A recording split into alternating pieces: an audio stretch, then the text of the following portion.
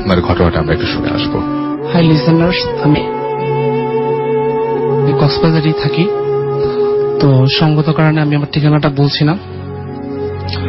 তো রাসেল ভাই, সরাসরি আমি আমার ঘটনায় চলে যাচ্ছি। আমার ঘটনাটা আসলে ঘটনা শুরু হওয়ার আগে একটা কথা বলে রাখি।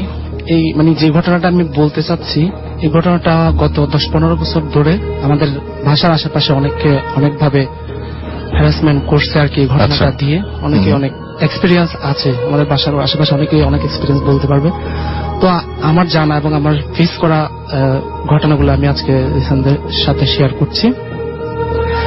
ঘটনাটা শুরু হয়েছিল 2002 সালের দিকে।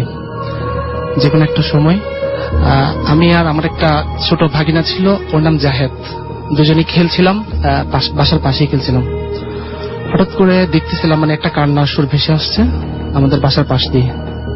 তো দেখলাম আমাদের একটু ইন্টারেস্টেড হলো আসলে কি ঘটলো ঘটনাটা। দেন আমরা দুজন ওখানে গিয়ে দেখলাম আসলে একটা বাচ্চা মারা গেছে, একটা মহিলার। তো বাচ্চাটা মারা যাওয়ার পরে দেখলাম অনেকক্ষণ কান্না টান্না করলো। তো মহিলাটা একটু বেশি গরিব ছিল, যার কারণে কবর দাফন কাফনের কোনো ব্যবস্থা না করে মহিলাটা কি করলো, বাচ্চাটাকে একটা ছোট টিনের মধ্যে, তখনকার দিনে ছোট টিনের ছিল, বড় বড় টিনের ছিল, দুধের টিন। তো এখানের মধ্যে লাশটা বাচ্চাটাকে ওখানে ভিতরে ঢুকাইয়া কি করলো, আমাদের চোখের সামনে যে ওদের বাসার পাশে একটা বাথরুমের পাশে একটা গর্ত করছে। গর্ত করার পরে ওখানে ওকে দাফন করে দিয়েছে, কোন ধরনের আনুষ্ঠানিকতা ছাড়াই। আচ্ছা, এরপর থেকে আসলে যে সমস্ত ঘটনাগুলো এর আশেপাশে হয়, সবাই মনে করা এই ঘটনার থেকে এই ঘটনাগুলো আসলে উদ্ভব হয়েছে আর কি। যেমন কি ঘটনা ঘটে একটু আমরা শুনি। তো এর কিছুদিন পরে ওই বাড়ির যে প্রধান মালিক আছে, হঠাৎ করে একদিন কিছুদিন পরে আর কি, হঠাৎ করে উনি উধাও হয়ে যায়। যেমন ওকে কেউ খুঁজে পায় না, আজও পর্যন্ত উনি এখনো মিসিং, তাকে এখনো খুঁজে পাওয়া যায়নি। এর কিছুদিন পরে এরপর ওখানে ওদের বাসায় 3টা মহিলা ছিল। 3জনের মধ্যে প্রথমে 1জন, এরপর 2জন, এরপর 3জন। ক্রমান্বয়ে কিছুদিন পর পরে 3জন আপনার পাগল হয়ে গেল। ওই বাসার একই বাসারই আমাদের পাশে। তো 3জন পাগল হওয়ার পরে দেখা গেল একটা কেমন যেন একটা অদ্ভুত ছায়া নাকি ওদের খুব জ্বালাতন করতো। এবং আমরা দেখতাম হঠাৎ মেয়েগুলা পাগলের সুরে বলতেছে, কে একজন ওকে মারতে আসছে, থাপ্পড় মারতেছে, চুল ধরে টানতেছে। এই সমস্ত ঘটনাগুলা আসলে মহিলাদের কাছ থেকে আমরা শুনতে পারতাম আর কি। তারপর বেসিক্যালি যে সমস্যাটা বেশি হইতো, আমাদের আশেপাশে যে বাসাগুলো ছিল, তখনকার দিনে টিনের বাসা ছিল। টিনের বাসা ছাদে প্রতি রাতেই কে যেন হাঁটাহাঁটি করতো। এটা প্রত্যেক বাসায় হতো আমাদের আশেপাশে, প্রতি রাত্রেই হাঁটাহাঁটি হতো। তো একদিন হঠাৎ করে আমার বড় ভাই চিন্তা করলো যে আসলে এটা আমাদের দেখতে হবে, কাহিনীটা কি। হ্যাঁ, হঠাৎ করে একদিন প্ল্যান ওয়াইজ আগে থেকে করে দেখলো যে এটা দেখতে হবে। তো যখন ইশারা করবো, যখন টিনের চালে আওয়াজ আসবে, তখন ভাইয়া বাইরে থেকে দেখবে, এভাবে একটা প্ল্যান করা হয়েছে আর কি। হঠাৎ ভাইয়া নাকি নিজে দেখছে, আমার আব্বু নাকি দেখছে যে সাদা কাপড়ের কেউ একজন চালের উপর হাঁটতেছে। যিনি যাকে দেখা গেছে তিনি দেখতে কেমন ছিলেন? উনি সাদা কাপড়ের একজন বড় বৃদ্ধা মানুষ এরকম আর কি, পুরা সাদা, ওনার আর কিছু নেই, সাদা পুরা কিছু সাদা কাপড়ের। তারপর রাসেল ভাই ওই মহিলা 3জন পাগল হয়ে অনেক ধরনের পাগলামি করতো। বিশেষ করে আপনার রাখাইন টাইপের চেহারা যেগুলো ছিল, রাখাইন বলতে আমাদের উপাজিতে রাখাইন, ওই টাইপের যেগুলো আমাদের চেহারায় মুসলিমদের চেহারা ছিল, ওদের একটু বেশি পাকড়াও করতো আর কি। যেন একটা কাজিন ছিল বাবু, ওকেও মাঝে মাঝে দেখলে খুব বেশি পাকড়াও করতো। রাখাইন দেখলে দেখতে পারতো না দুজন। রাখাইন দেখলে বকা দিত। রাখাইন কিরকম রাখাইনরা নাকি ওকে বেশি করতেছে, গলা চেপে ধরতেছে, এই সে আর অনেক কাহিনী। তারপর এরপরে যে কাহিনীটা বলতে চাচ্ছি, কিছুদিন পর আমার একটা কাজিন আসছে আমাদের বাসায় আর কি। তো আসার পর ওই পাশের যেটা ঘটনা হয়েছে আর কি, ওখানে গিয়েছে। তখন কিন্তু আমিও ছিলাম পাশে, খেলতেছিলাম আর কি। তো হঠাৎ করে আমার কাজিনটার কি করছে, আপনার মুখটা চেপে দেওয়া হয়েছে। ও অদ্ভুত ভাবে চিৎকার দিচ্ছে, ও নড়তেছে না, ওর শরীর নড়তেছে কিন্তু মুখটা নড়তেছে না আর কি। অদ্ভুত ভাবে চিৎকার দিচ্ছে। আসলে খুব ভয় পেয়ে গেছিলাম, আসলে কি হলো এটা। তখন একটু পরে দেখলাম যে সবাই আসলো, তারপর ওকে একটু বাসায় নিয়ে গেল। তারপর কি হলো এটা দেখার জন্য একটু সমস্যা। তারপরে কবিরাজ আনা হলো আর কি। তো কবিরাজে বললো কি একজন ওকে মুখটা চেপে ধরা হয়েছিল আর কি, আমার কাজিনটার কি একজন মুখটা চেপে ধরছিল আর কি। ওকে, থ্যাংক ইউ সো মাচ আপনার ঘটনার জন্য, আপনাকে অনেক ধন্যবাদ। রাসেল ভাই, সালাম আলাইকুম। আমার নাম টুটুল চৌধুরী, আমি বলছি ক্যালিফোর্নিয়ার অরেঞ্জ কাউন্টি থেকে। যেহেতু আপনি প্রোগ্রামটা করছেন কক্সবাজারে, তাই আমার সাথে ঘটে যাওয়া একটা ঘটনা কক্সবাজারে, তাই আর লোক সামলাতে পারলাম না, আপনার কাছে পাঠিয়ে দিলাম। যদি ভালো লাগে তাহলে প্লে করবেন। ঘটনাটা ঘটে 1982 সালের জানুয়ারি মাসের দিকে। তখন আমি ঢাকাতে থাকি চাকরি উপলক্ষে। আমি চিটাগাংয়েরই ছেলে। আমার এক বেস্ট ফ্রেন্ড তখন আমার সাথে একই সাথে ঢাকাতে থাকতো, সেও চাকরি করতো ঢাকাতে। তাই দুজনে একদিন ঠিক করলাম যে এই বছর ক্রিসমাস ছুটিতে চলে যাবো চিটাগাং থেকে কক্সবাজার 2 সপ্তাহ ছুটি নিয়ে। 2 সপ্তাহ ছুটি নিয়ে চলে আসলাম চিটাগাংয়ে। ক্রিসমাসের পরপরই আমরা চলে গেলাম কক্সবাজারে। আমার এক আত্মীয়র বাসা ছিল তখন কক্সবাজারে। তখন আমরা ঠিক করলাম আত্মীয়র বাসায় থাকবো না, আমরা থাকবো হোটেলে, যেহেতু নিজস্ব প্রাইভেসির ব্যাপার আছে সেই জন্য। তো যাই হোক, তখন একটা হোটেলে রুম নিলাম আমরা দুজনে, একটা রুম এবং 2টা ডাবল বেড। ওই হোটেলটা ছিল তখন আপনার বেস্ট ফেমাস হোটেল আপনার কক্সবাজারে। পাশাপাশি আর কিছু পর্যটনের মোটেল ছিল যেগুলো আপনার সমুদ্রের পাশাপাশি। কিন্তু এই হোটেলটা নিলাম এই কারণে, এটা সবচেয়ে ভালো হোটেল এবং শহরের সবচেয়ে কাছে। যাই হোক, হোটেলে নিলাম আমরা। হোটেলটার একটু বর্ণনা দিই আপনাকে। হোটেলটার নামও বলছি না এবং আমার বন্ধুর নামও বলছি না আপনাদেরকে, সঙ্গতের কারণে। কারণ আমার বন্ধু এখনো ঢাকায় থাকে এবং আমি জানি না ওই হোটেলটা এখনো কক্সবাজারে আছে কিনা, কারণ আমি অনেকদিন কক্সবাজারে যাওয়া হয়নি। তো যদি থাকে আমি কোনো হোটেলের নামটা সেই জন্য সঙ্গত কারণে বলতে পারি। যাই হোক, হোটেলটার একটু বর্ণনা দিই। হোটেলটা একদিকে ছিল 2 স্টোরির একটা বিল্ডিং, যেটা 1 তলা এবং 2 তলা, এবং আরেকদিকে ছিল 4 তলা একটা বিল্ডিং, এবং মাঝখানে যে স্পেসটা ছিল ওখানে সুইমিং পুল এবং হোটেলের গার্ডেন, এবং আরেকটা বিল্ডিং একটা সাইডে আপনার 2 দোতলা একটা বিল্ডিং। এটা নিচের তলায় ছিল অফিস এবং দোতলায় ছিল রেস্টুরেন্ট এবং বার। তো হোটেলটা ছিল ইউ শেপের। কারণ আমরা ওই যে দিকে দোতলা ছিল ওইখানে রুমগুলো সবসময় ভালো এবং ওরাগুলো কম ভাড়া দিত, কারণ ওরা বছরের এই শীতের সময়টা রিজার্ভ করে রাখতো সমস্ত ফিল্ম কোম্পানির শুটিং এর জন্য। তো আমরা অনেক রিকোয়েস্ট করে এদিকে দোতলার দিকে একটা রুম নিলাম। ওইদিকে অনেক লোকজন কম, গেস্ট কম, সেই জন্য আমরা ওইদিকে নিলাম।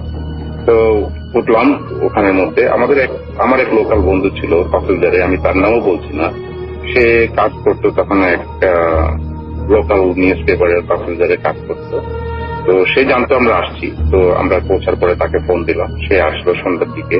সবাই মিলে একসাথে খাওয়া দাওয়া করলাম হোটেলে। অনেক আড্ডাবাজি, অনেক গল্প করার পরে অনেকদিন পরে দেখা।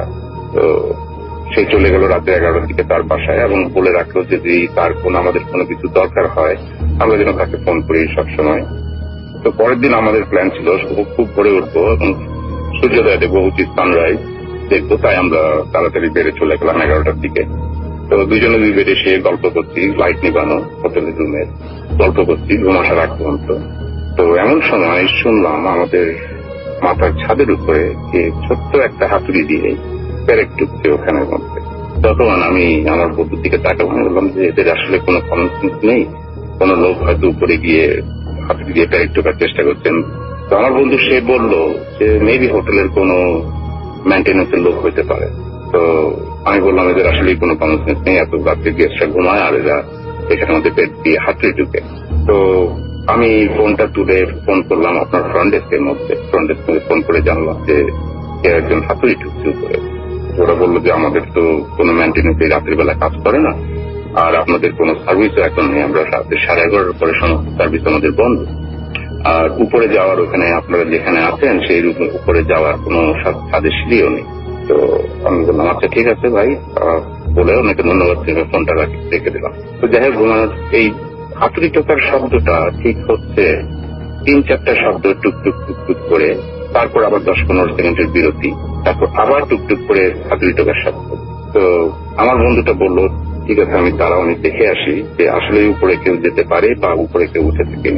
সে দরজা খুলে বাইরে গেল। বাইরে গিয়ে দেখলো যে আসলে কেউ উপরে যাওয়ার কোনো রাস্তাই নেই এবং আমাদের সাইডের হোটেলটা সমস্ত অন্ধকার। বোধহয় 1টা কি 2টো গেস্ট থাকতে পারে, তারাও বোধহয় শুয়ে পড়েছে, সমস্ত রুম অন্ধকার। তো সেই রুমে চলে আসলো। তখন ও যখন রুমে আসলো তখন শব্দটা অলরেডি বন্ধ। তো আমরা বললাম ঠিক আছে ঘুমানো যাক, কালকে অনেক ভোরে উঠতে হবে, 5টা 5:30 দিকে উঠতে হবে সূর্যোদয় দেখার জন্য। তো আমরা শুয়ে তখনও কথা বলছিলাম ঘুম আসার আগ পর্যন্ত। হঠাৎ করে শুনি উপরে আমাদের ঠিক ছাদের উপরে কেউ হাঁটাহাঁটি করছে খুব হালকা পায়ে। হাঁটাহাঁটির শব্দটা হচ্ছে রুমের আমাদের এক মাথার থেকে অন্য মাথা, অন্য মাথার থেকে আবার এই মাথা। এবং হাঁটার শব্দটা বেশি স্পষ্ট। তো আমি বললাম, রোমিও তুমি কিন্তু ভুল দেখেছো, তো যাই হোক আমি দেখে আসি আসলে একটু করে যেতে পারি কিনা। তো আমি বের হলাম নিজে বের হয়ে লাইট জ্বালালাম রুমের মধ্যে, নেমে দরজা খুলে বারান্দায় বেরোলাম, বারান্দায় বেরে সাইডে গেলাম, বারান্দার ওই সাইডে হেঁটে গেলাম, করিডোর দিয়ে লম্বা করিডোর দিয়ে আরেক মাথা পর্যন্ত হেঁটে গেলাম সেই বিল্ডিং এ। দেখলাম আসলে কোনো দিকে উঠার কোনো রাস্তা নেই। তখন আমার বন্ধুটা আমি বললো যে চলো আমরা একসাথে নিচে যাই, নিচে গিয়ে হেঁটে আসি, হেঁটে গিয়ে হোটেলের পিছন দিকটা গিয়ে দেখে আসলে একটু উঠতে পারি কিনা। তো আমরা হোটেলের পিছন দিকেও গেলাম, নিচে নেমে হোটেলের পিছন দিকে গেলে দেখলাম আসলে কোনো রাস্তা নেই। যাই হোক রুমে চলে আসলাম, রুমে চলে এসে যখন লাইট নিবে আবার শুয়ে পড়লাম, তখন এসে হাঁটাহাঁটির শব্দ আবারও হচ্ছে। এই করতে করতে আমার তখন একটু ভয় লাগা শুরু করলো যে ব্যাপারটা কি হচ্ছে। তখন আমরা 22-23 বছরের যুবক, মানে তখন আমাদের এই ভয়টাই আমাদের মনের মধ্যে নেই। তো কোনো প্যারানর্মাল অ্যাক্টিভিটি হতে পারে সেটা আমাদের ধারণা, বা এগুলো ঘটলেও আমরা কোনো আমল দেই না, এরকম একটা ব্যাপার। তো যাই হোক এই করে করে আপনার সারা রাত মোটামুটি ঘুম এবং জাগরণের মধ্যেই কাটালাম, কিন্তু অনেক ভোর পর্যন্ত সেই হাঁটাহাঁটির শব্দ চলতেই। ঠিক 4-4:30টার দিকে দেখলাম আর কোনো শব্দ নেই, তখন ঘুমিয়ে পড়লাম। যেহেতু অনেক শেষ সাথে ঘুমিয়েছি, তারপর দিন আর সূর্যোদয় দেখা হলো না আমাদের, বেলা করেই উঠলাম। তো পরের দিন আমার সেই লোকাল বন্ধুকে ফোন করলাম, শহরে ঘুরে টুরে বেরিয়ে আবার সেই সন্ধ্যার পরে আমরা ঠিক করলাম যে না কাল সূর্যোদয় দেখতেই হবে। তো আমাদের সেই বন্ধু আসলো, একসাথে আমরা বাইরে গিয়ে ডিনার করে যখন ওকে বিদায় দিয়ে বাসায় আসলাম, হোটেলে ফিরলাম, তখন রাত প্রায় 11টা 11:30। আসার পরে যখন রুমের বাতি নিভিয়ে শুয়েছি, সেই 10-15 মিনিট পরে আবারও সেই হাতুড়ি টোকার শব্দ এবং হাঁটার শব্দ। তো কি করবো, পিছনের দিকে একদিন তাকাচ্ছি, কোনো হাঁটার শব্দ, কিছু করার নেই। তো আমরা বললাম কি, আমরা তখন এটা নিয়ে ফান করা শুরু করলাম যে এদিকে মন না দেওয়ার জন্য আমরা যোগ বলছি, হাসাহাসি করছি, পুরোনো কথাবার্তা নিয়ে হাসাহাসি চলছে। হঠাৎ করে শুনলাম আমাদের দরজার মধ্যে কেউ হালকা করে টোকা দিল। তখন আমি তাকালাম আমার বন্ধুটার দিকে, আমার বন্ধুটা বললো যে হয়তো কোনো সার্ভিস বয় এসছে যে আমাদের কিছু লাগে কিনা দেখার জন্য। আমরা সার্ভিস বয়ের কথা বলেই রাখি, কারণ সার্ভিস বয়কে আমরা সবসময় মাত্র অতিরিক্ত টিপস দিতাম, যার ফলে ও আমাদের সবসময় সে খোঁজ খবর করতো গত 2 দিনের মধ্যে। তো আমি বললাম যে ঠিক আছে আমি দেখে আসি কেউ আছে। তো আমি যখন দরজা খুললাম দেখলাম কি কেউ নেই আমাদের দরজার সামনে। তো আমি এদিক ওদিক তাকালাম, করিডোরে সমস্ত করিডোর অন্ধকার। হোটেলের আরেক পাশে যে 4তলা বিল্ডিং, সেখানেও 2-1টা গেস্টের রুমে শুধু আলো জ্বলছে, আর বাকিটা সবাই অন্ধকার, কারণ অনেক রাত হয়ে গেছে। তো আমি এসে ফিরে বসলাম, তখন দেখলাম কতক্ষণ পরে আবারও টোকা, এবার একটু বেশ জোরেই টোকা, যেন কেউ দরজা খোলার জন্য অনুরোধ। তখন আমার সেই বন্ধুটা, সে খুব বেশ সাহসী ছিল, তখন সে হঠাৎ করে দৌড়ে বলল কি যে আমাদেরকে এত বিরক্ত করার মানেটা, যদি আমি কাউকে পাই আমি সত্যি ওকে আজকে পিটিয়ে আমি লাশ বানাবো, এরকম একটা কথা বলে সে দৌড়ে গেল, দরজার দিকে দৌড়ে গেল। দরজার দিকে দৌড়ে গিয়ে সে দরজা খুললো। আমি তাকে দেখছিলাম, আমার বেডে বসেই তাকে দেখছিলাম যে সে কি করে।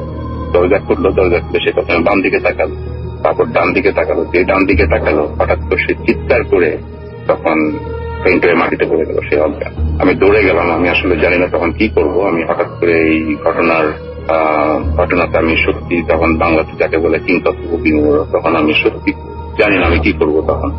তখন আমি দেখলাম, আমি তাড়াতাড়ি বেরোলাম, দেখলাম শুধু অন্ধকার ছাড়া কিছু নেই। আর শীতের রাতে আমার সারা গা তখন ঘামে ভিজে গেছে ভয়ে। তখন তাকে কি করলাম, আমি হাত ধরে টেনে ভিতরে ঢুকিয়ে রুমের দরজাটা বন্ধ করে দিলাম। বন্ধ করে এখন আমি জানি না কি করবো। তখন হোটেলে রিসেপশনে কল করলাম, তখন ওরা বন্ধ করে দিয়েছে সমস্ত কিছু, তখন কিছুই নেই। তখন হঠাৎ করে মনে পড়লো যে আমার বন্ধুটাকেই কল করি, যে কক্সবাজারের বন্ধুটা, তাকে ফোন করলাম। ফোন করার পর আমি বললাম তুমি আসো ভাই তাড়াতাড়ি, আমাকে বিপদ।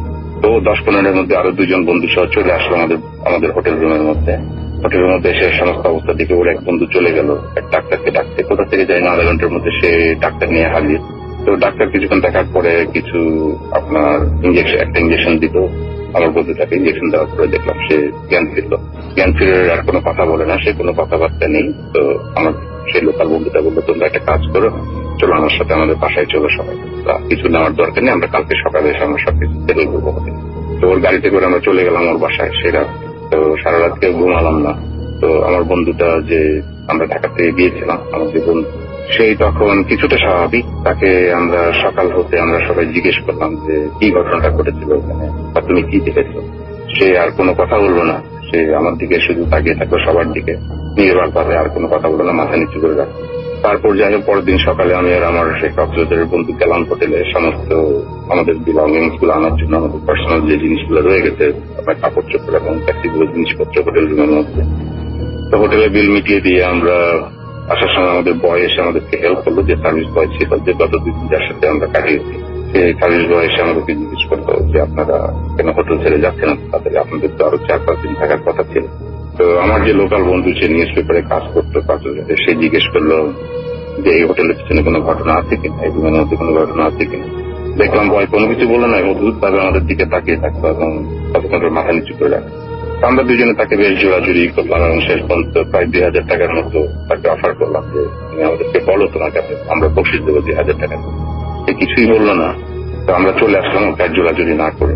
তো আমার কাছে অবাক লাগে, রাসেল ভাই আমার সবচেয়ে বেস্ট ফ্রেন্ড, আমি যার জীবনের অনেক ঘটনা জানি এবং সে তার সমস্ত ভালো মন্দ সবকিছুই আমার সাথে শেয়ার করতো, কিন্তু আমি আসলে আজ পর্যন্ত ওর কাছ থেকে জানতে পারিনি যে আসলে ও মাথা ঘুরিয়ে কি দেখেছিল সেই করিডোরের মধ্যে, কারণ কি দেখে সে অজ্ঞান হয়ে পড়ে গেছিল, কিন্তু সে আজ পর্যন্ত সে আমাকে কোনোদিনও বলেনি।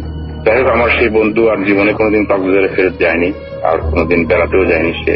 এরপরে আমি জানি 84 সালের দিকে সে একটা ভালো জবের অফার পেয়েছিল, ইভেন জবের অফার ইন কক্সবাজার, কিন্তু সেই জবের অফারটাও কোনোদিন নেয়নি সে। আমি তাকে জিজ্ঞেস করেছিলাম যে কেন দেয়নি, সে বলেছেন আমি কক্সবাজারে কোনোদিনও যাব না এই জীবনে।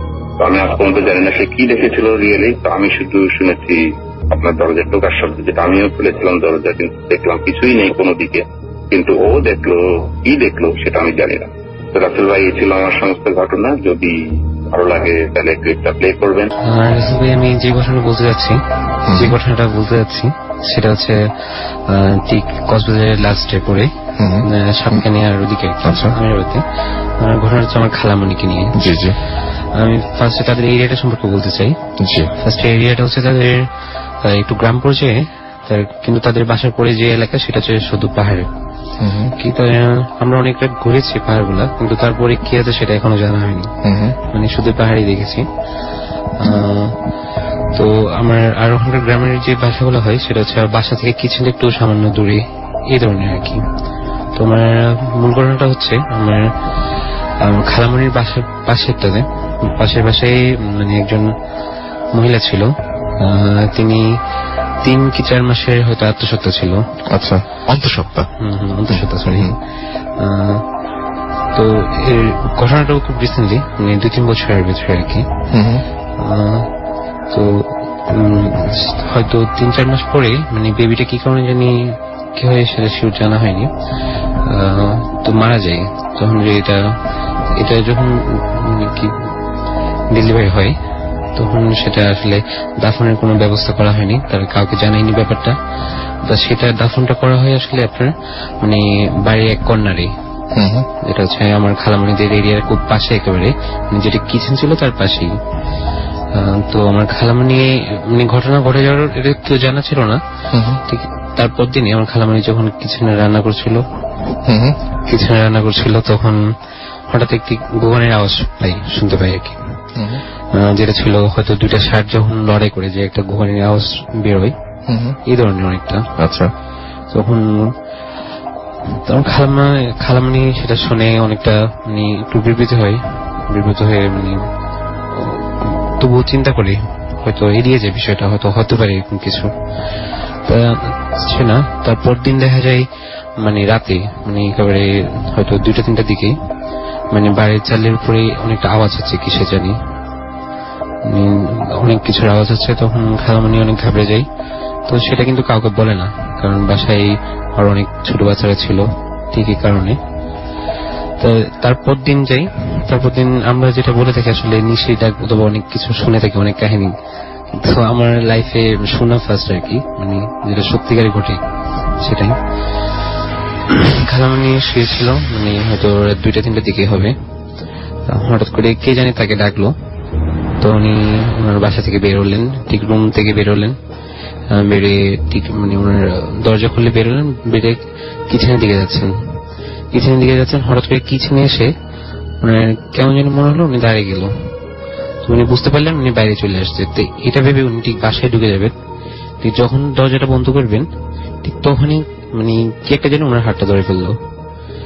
ধরে সাথে ভাগ্য হলো যদিও খালামণি ওটা দেখেনি উনি আসলে কি জিনিসটা ছিল, বাট তিনি ওখানে অজ্ঞান হয়ে পড়ে যায়।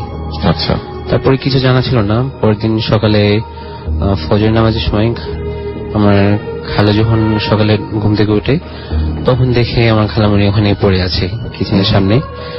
বাট যেটা সবচেয়ে ভীতি করছিল সেটা হচ্ছে আমার খালামণির পুরো শরীরে রক্তাক্ত ছিল, মানে কিছু জানি একটা আঁচড় ছিল, পুরো শরীরে রক্তাক্ত।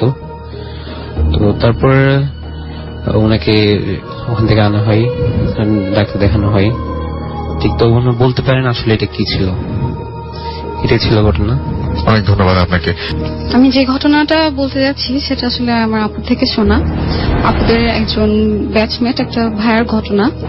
তো তখন মানে অ্যানাটমি কার্ডের ভাইভা ছিল। তো ওই ভাইয়াটা ওই দিন মানে বাসা থেকে হোস্টেলে আসছিলেন। তো হোস্টেলে আসার পথে যখন হোস্টেলে সিঁড়ি দিয়ে উঠবেন তখন মানে ওই ভাইয়াদেরই আরেকজন ব্যাচমেট উপর থেকে নামছিলেন। তো উনি বলছিলেন যে চল মানে কালকে তো কার্ডের ভাইভা, অ্যানাটমি কার্ডের ভাইভা, আমরা একটু ডিসেকশনটা দেখে আসি। তো যে ভাইয়াটা বাসা থেকে আসছিলেন ওই ভাইয়াটা বলছেন এখন আগামীকালকে তো ভাইভা, এখন এই মুহূর্তে তো সন্ধ্যা, এখন তো কখনো মানে ডিসেকশন রুম খুলবে না। তো বল কি চল দাদুকে গিয়ে বলে দেখি, দাদু খুলে কিনা দেখি। বল কি খুলবে না, বল তুই আমাকে জাস্ট মানে ডিরেকশন দে, মানে একটু দেখাই দিবি যে কিভাবে ডিরেকশন মাসেল গুলো কিভাবে দেখা যায় অথবা এইভাবে না। তো তারপর ভাইয়া আর ওনারা দুজন মিলে তো ডিসেকশন দাদুর ওখানে গেলেন। তো দাদুকে অনেক বলার পর দাদুকে কিছু টাকা দেওয়ার পর তারপর দাদু ডিসেকশন রুমের দরজাটা খুলে দিলেন। তো বললেন যে যদি সিনিয়র স্যার কেউ জানতে পারে তাহলে তো আমার চাকরি চলে যাবে, তো আমি বাইরে দরজাটা বন্ধ করে দেই, কিছুক্ষণ পরে এসে খুলে দিব, তোমরা দুজন ওখানে ভিতরে থাকো। এভাবে বলে তো ওনারা দুজন ফ্রেন্ড ভিতরে ঢুকলেন, লাইট জ্বালালেন, গিয়ে মানে একজন ফ্রেন্ড আরেকজনকে দেখাচ্ছেন। তো আরেকটা যে ফ্রেন্ডটা গিয়েছিল তো ফ্রেন্ডটা বলছেন আমি এখনই আসছি, তুই 5 মিনিট থাক, মানে 5 মিনিটের মধ্যে চলে আসছি। তো এইভাবে বলে ওই ভাইয়াটা কি করলেন আর ওনার ফ্রেন্ডটাকে রেখে ওই ভাইয়াটা বেরিয়ে পড়লেন। এখন ওই ভাইয়াটা জানতেন না যে দাদুটা বাইরে দরজা বন্ধ করে দিয়েছে। তো এরপর ওই দাদুটা পরদিন সকালবেলা দাদুটা মনে পড়েছিল যে মানে এভাবে তো মানে বাইরে দরজা বন্ধ করে লাগিয়ে চলে এসছেন। তো উনি কি করছেন তাড়াতাড়ি দৌড়ে মানে ওনার যখন মনে পড়েছিল সকালবেলা তো তাড়াতাড়ি মানে ক্লাসে অন্য স্টুডেন্ট আসার আগেই উনি তাড়াতাড়ি গিয়ে ডিসেকশনের রুমে খুলে এখন দেখলেন যে ওই ভাইয়াটা নিচে পড়ে আছেন পাশে, মানে ওই ক্যাটাভারটা যেভাবে শোয়ানো ছিল উনি ঠিক নিচে এভাবে শোয়ানো আছেন। তো ওনার মানে মুখে এক ধরনের মানে কাটা দাগ। আচ্ছা, তো উনি ওখানে মানে সেন্সলেস অবস্থায় ছিলেন। তো পরে দিয়ে তো ওই দিন ওই কার্ডের ভাইভাটা মানে ক্যান্সেল করা হয় যেহেতু একজন অসুস্থ হয়ে গিয়েছিলেন। তো পরে দিয়ে ওই ভাইয়াটাকে মানে কোন স্টুডেন্টকে জানানো হয়নি আসলে ঘটনাটা। তো তারপর সিনিয়র ডক্টররা আর ক্লাসের টিচাররা সবাই মিলে মানে ঘটনাটা জিজ্ঞেস করলেন যে আসলে কি হয়েছিল। তো ভাইয়াটা যে বললেন যে মানে গতকালকে মানে উনি একটা ভাইয়াটা আসলে সেন্সলেসই ছিল। ওই দাদু যিনি বললেন যে আমি তো ওকে আরেকজনের সাথেই আসতে দেখছি। তো ভাইয়াটা বললেন যে হ্যাঁ আমি তো আমার ফ্রেন্ডের সাথে এসছি। তো পরে দিয়ে মানে ওনারা হোস্টেল সুপারভাইজার উনি চেক করে দেখলেন যে আসলে যে ভাইয়াটার সাথে এসেছিলেন বলছিলেন ওই ভাইয়াটা আসলে হোস্টেলেই ছিল, ওই ভাইয়াটা ওখানে ছিল না। হ্যাঁ, ওকে, থ্যাংক ইউ সো মাচ আপনার ঘটনার জন্য। আসসালামু আলাইকুম রাসেল ভাই, আমি আজকে আপনাদেরকে আমার সংগ্রহ করা একটা কাহিনী শোনাবো। আমি যেহেতু বিদেশে থাকি আমার বেশিরভাগ সংগ্রহ করা কাহিনী বিদেশিদেরকে নিয়ে। আমার আজকের কাহিনীটা একটা বিদেশি মহিলাকে নিয়ে। মহিলাটার বয়স 30 ঊর্ধ্বে। উনি একজন সিঙ্গেল মাদার, মানে উনি এবং ওনার ছোট একটা ছেলে ছাড়া আর কেউ ওনাদের সাথে থাকতেন না। মহিলাটি সারাদিন কাজ করতেন, তারপরে বিকাল না হলে সন্ধ্যা হলে উনি ওনার ছেলেকে বেবি সিটারের কাছ থেকে নিয়ে আসতেন। কাজে যতক্ষণ উনি কাজে থাকতেন ছেলেটাকে অন্য কারো বাসায় রেখে আসতেন দেখাশোনা করার জন্য। এমন একটি দিনে মহিলাটি বিকালবেলা ওনার ছেলেকে নিয়ে বাসায় ফিরলেন। বাসায় ফিরে যথারীতি খাওয়া দাওয়ার পরে উনি ক্লান্ত হয়ে টেলিভিশনের সামনে বসলেন ওনার ফোনটা পাশে রেখে। এমন সময় ওনার ছোট ছেলে এসে বায়না ধরলো যে সে মায়ের ফোনটা নিয়ে খেলবে। ছেলেটার বয়স আনুমানিক 5 থেকে 6 বছর হবে। মহিলা ছেলেকে ফোন নিয়ে গেম খেলার অনুমতি দিলেন, কিন্তু উনি কড়া করে ছেলেকে নিষেধ করে দিলেন যাতে ছেলে কাউকে কল না করে অথবা কাউকে যেন টেক্সট না করে। ছেলেটি যথারীতি মায়ের ফোন নিয়ে চলে গেল অন্য ঘরে। দেখতে দেখতে রাত হয়ে গেল। যখন রাত প্রায় 12টা, মহিলাটা তন্দ্রার মধ্যে চলে এসেছিল। এর মধ্যে মহিলা হঠাৎ জেগে উঠে টেলিভিশন বন্ধ করে ঘুমানোর কথা চিন্তা করলেন। উনি তখন উঠে এসে ওনার ছেলের ঘরে গেলেন দেখতে যে ছেলে ঘুমিয়েছে কিনা। এসে দেখলেন যে ছেলে ঘরে নেই। উনি তাড়াতাড়ি ওনার নিজের ঘরে গেলেন, গিয়ে দেখেন যে ছেলে মায়ের বিছানায় শুয়ে ঘুমিয়ে আছে, ফোনটা পাশে নিয়ে। মহিলা স্বস্তির নিঃশ্বাস ফেললেন। তারপর উনি ছেলের হাত থেকে ফোনটা নিয়ে দেখলেন যে ছেলে কি কি করছিল। উনি দেখলেন যে বেশ কিছু গেম খোলা ছিল, উনি আস্তে আস্তে সেগুলো বন্ধ করলেন। তারপর দেখলেন যে ছেলে বেশ কিছু ফটো তুলেছে ফোনের ক্যামেরা দিয়ে। এক এক করে ফটোগুলা মহিলা ডিলিট করা শুরু করলেন। ডিলিট করতে করতে হঠাৎ একটা ফটোতে এসে মহিলার চোখ আটকে গেল। ফটোটা ছিল ওনার ঘুমন্ত ছেলের, যেটা অনেক উপর থেকে তোলা হয়েছে। শুধু তাই নয়, ফটোটাতে ওনার ছেলের ছাড়াও আরেকজন বয়স্ক মহিলার অর্ধেক মুখ দেখা যাচ্ছে। এটা দেখে উনি প্রচন্ড ভয় পেয়ে গেলেন, কারণ প্রথমত এই বাসায় উনি আর ওনার ছেলে ছাড়া আর কেউ থাকে না। দ্বিতীয়ত, এত উঁচু থেকে কোনো ছবি মানুষের পক্ষে তোলা সম্ভব নয়। তাহলে ওনার ঘুমন্ত ছেলের ফটোটা কে তুললো? উনি তন্ন তন্ন করে বাসা খুঁজলেন, উনি পুলিশে ফোন করলেন। সবাই পুলিশরা এসে ওনার বাসা সার্চ করলেন, কিন্তু কাউকে পাওয়া গেল না। এটাই ছিল আমার কাহিনী। ধন্যবাদ। এখন আমি যে ঘটনাটা শেয়ার করতে যাচ্ছি তা আমার বাসায় ঘটে যাওয়া একটি ঘটনা। এটি আমার সাথে এখন থেকে প্রায় 1 বছর আগে ঘটে যায়। ঘটনার আগে আমি আমার বাসা সম্পর্কে একটু বর্ণনা দিয়ে নিতে চাই। আমার বাসাটি একটি সরকারি কোয়ার্টারে, যেটি ব্রিটিশ আমলে নির্মিত। এখানে এর আগেও অনেকে অনেক ধরনের প্যারানর্মাল অ্যাক্টিভিটিস এক্সপিরিয়েন্স করেছে। আর এই ঘটনাটা ঘটার আগে আমি কখনো ভাবিনি যে আমার সাথে এমন কিছু ঘটে যাবে। ঘটনার দিন প্রতিদিনের মতো আমি পড়াশোনা শেষ করে শুয়ে পড়ি। মাঝে মধ্যেই পড়ালেখার জন্য রাত জাগতে হয়। আর ঠিক তখনই আমি যখন ঘুমিয়ে পড়লাম, ঘুমিয়ে পড়ার কয়েক ঘন্টার মধ্যে আমার ঘুম ভেঙে যায়। তখন আনুমানিক 2টা কি 3টা। ঘুম ভেঙে যাওয়ার পর ঘুম আসছিল না, আমি ঘুমানোর চেষ্টা করছিলাম। ঠিক এমন সময় দেখি আমার বেডরুমের দরজা দিয়ে যে আমার আব্বু আমার বেডরুম থেকে একটা অবয়ব বের হয়েছে। বিষয়টাকে প্রথমে আমি খুবই নর্মালি নিই, যে হতেই পারে হয়তো আব্বু বের হয়েছে, উনি ওয়াশরুমে যাবেন। কিন্তু বিষয়টা কিছুক্ষণ পরে ঠিক কেমন যেন ঠিকলো। আমি দেখলাম যে অবয়বটা ঠিক আমার আব্বু আমার বেডরুমের সামনে দাঁড়িয়ে আছে। আমার বেডরুমের দরজা থেকে আব্বু আমার বেডরুমের দরজা স্পষ্ট দেখা যায়, যার কারণে আমি ডিম লাইটের আবছা আলোতে দেখতে পাচ্ছিলাম যে ওখানে একজন অবয়ব দাঁড়িয়ে আছে। কিছুক্ষণ পর আমি খেয়াল করলাম যে অবয়বটা আস্তে আস্তে কাছে আসছে। আমি চিন্তা করতে লাগলাম যে আমি কি দেখছি। আর কিছুক্ষণ পর আমি যা খেয়াল করলাম তা হলো অবয়বটা ঠিক নর্মাল, যেমন যদি আমার আব্বুর অবয়ব হতো তাহলে সেটা একটা এজড মানুষ, লাইক 45 কি 50 ইয়ার্স এর একজন মানুষের যেমন অবয়ব, ঠিক তেমন ছিল না। আমি নোটিস করলাম যে অবয়বটা ছিল একটা টিনেজ অবয়ব, লাইক হয়তো আমার মতো। কিছুক্ষণ পর আমি লক্ষ্য করলাম যে অবয়বটা দেখতে অনেকটা আমার মতোই না, এমনকি সে অবয়বটা আমার টি শার্ট পরে আমার সামনে দাঁড়িয়ে আছে। ঘটনাটা দেখার ওই মুহূর্তে আমি ঠিক কি করবো আমি বুঝে উঠতে পারছিলাম না। আমি প্রথম চিন্তা করলাম যে আমি আমার আম্মুকে ডাকবো। চেষ্টা করলাম কিন্তু মুখ থেকে কিছুই বের হচ্ছিল না। আমি চেষ্টা করছিলাম ডাকার জন্য আম্মু আব্বুকে, কিন্তু মুখ থেকে কিছুই বের হচ্ছিল না। তারপর আমি আমার হাত দিয়ে পাশের বেডে ফোনটা নিলাম, ফোন নিয়ে আম্মুর নাম্বারটা ডায়াল করলাম। ডায়াল করার পর আম্মুর বেডরুমে রিংটোন বেজে উঠলো। আর ঠিক তখনই আমি দেখছিলাম যে ওই অবয়বটা আস্তে আস্তে সরে যাচ্ছে আর ওয়াশরুমের দিকে সরে যাচ্ছে।